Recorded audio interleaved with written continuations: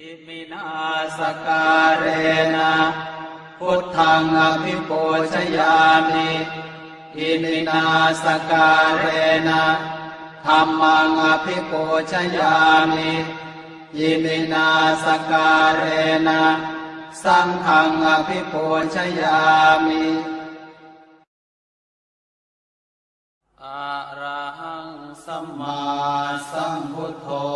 ภควาพุทธังภควันตังอภิวาเทมิสวากขาโตภควตาธัมโมธัมมังนะมัสสามิสุปฏิปันโนภควโตสาวกสังโฆสังฆังนะมามินะโมตัสสะภะคะวะโตอะระหะโตสัมมาสัมพุทธัสสะนะโมตัสสะภะคะวะโตอะระหะโตสัมมาสัมพุทธัสสะนะโมตัสสะภะคะวะโตอะระหะโตสัมมาสัมพุทธัสสะอิติปิโสภะคะวาอะระหังสัมมาสัมพุทโธวิชชาจารณะสัมปันโนสุขโตโลกวิทูอนุตตโรปุริสธรรมสารถิสัทธาเทวมนุสสานังพุทโธภควาติสวากขาโตภควตาธัมโมสันทิฏฐิโกอากาลิโกเอหิปัสสิโกโอปานายิโกปัจจตังเวทิตาโพวินโยหิติสุปฏิปันโนภควโตสาวกสังโฆ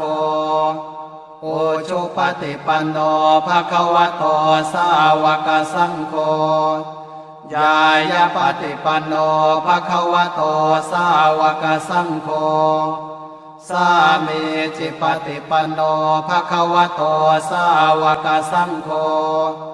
ญาติทางจัตตาริปุริสายุคานิอัฏฐาปุริสปุคลาเอสะภควโตสาวกสังโฆอาหุนายโยปาหุนายโยทักขินายโยอัญชลีการณิโยอนุตตรังปุญญเขตังโลกัสสาติปุตตะกาโมละเพปุตตังธนกาโมละเพทนังอัตถิกาเยกายยายะเทวานังปิยตังสุตวาอิติปิโสภควายะมะราชาโนท้าวเวสสุวรรณโนมะระนังสุขังอะระหังสุขโตนะโมพุทธายะชยาสนากตาโพธาเชตวามารังสวาหานังจตุสาจาสพังรสังเย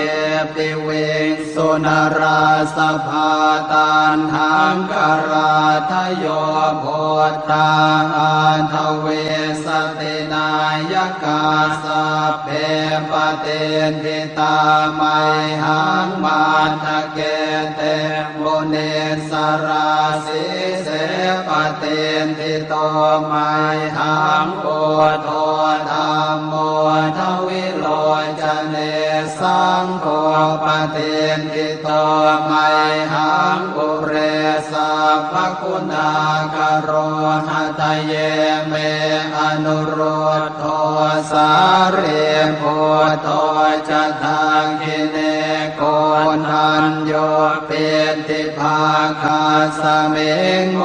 คานลาโนจวามะเกนาคิเนสวรรเนไม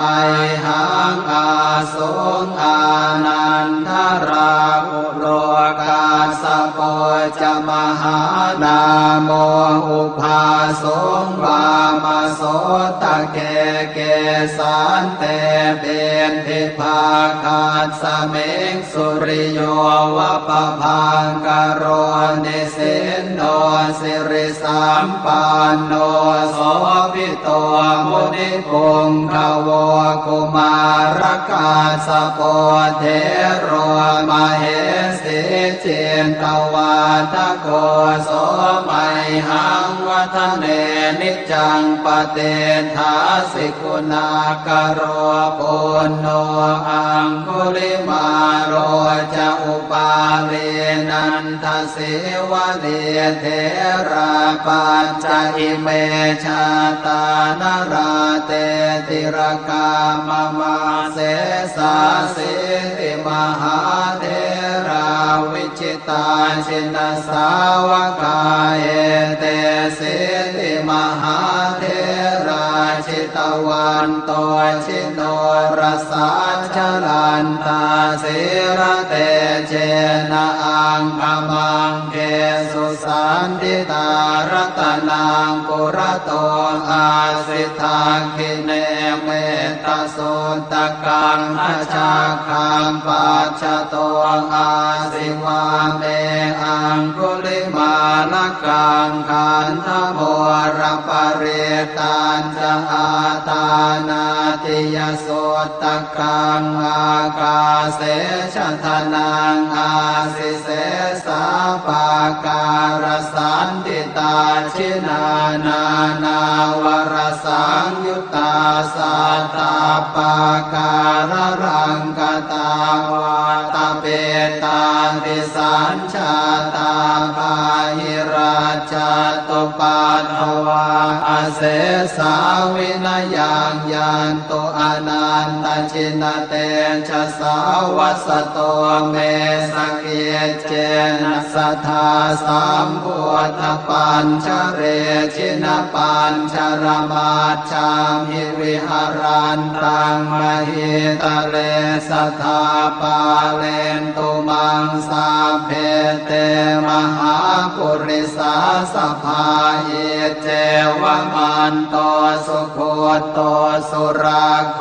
ชินานุภาเวนะชิตุปันทโวธรรมานุภาเวนะชิตาริสังโฆสังฆานุภาเวนะชิตันตรายโยสัทธามานุภาวะปาริโตจารามิชินปัญชเร